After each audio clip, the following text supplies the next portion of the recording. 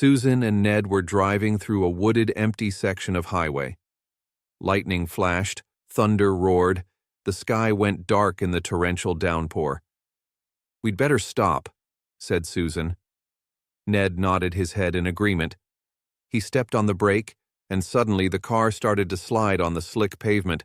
They plunged off the road and slid to a halt at the bottom of an incline. Pale and shaking, Ned quickly turned to check if Susan was all right. When she nodded, Ned relaxed and looked through the rain-soaked windows. "I'm going to see how bad it is," he told Susan, and went out into the storm. She saw his blurry figure in the headlight, walking around the front of the car. A moment later, he jumped in beside her, soaking wet. "The car's not badly damaged, but we're wheel-deep in mud," he said. "I'm going to have to go for help." Susan swallowed nervously. There would be no quick rescue here.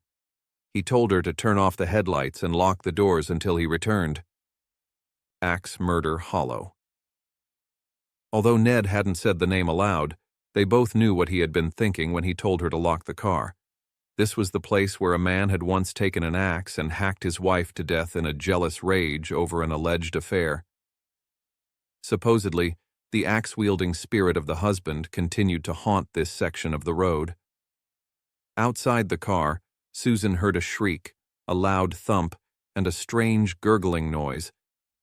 But she couldn't see anything in the darkness. Frightened, she shrank down into her seat. She sat in silence for a while, and then she noticed another sound. Bump, bump, bump. It was a soft sound, like something being blown by the wind. Suddenly, the car was illuminated by a bright light. An official-sounding voice told her to get out of the car. Ned must have found a police officer. Susan unlocked the door and stepped out of the car. As her eyes adjusted to the bright light, she saw it. Hanging by his feet from the tree next to the car was the dead body of Ned. His bloody throat had been cut so deeply that he was nearly decapitated. The wind swung his corpse back and forth so that it thumped against the tree. Bump, bump, bump. Susan screamed and ran toward the voice and the light. As she drew close, she realized the light was not coming from a flashlight.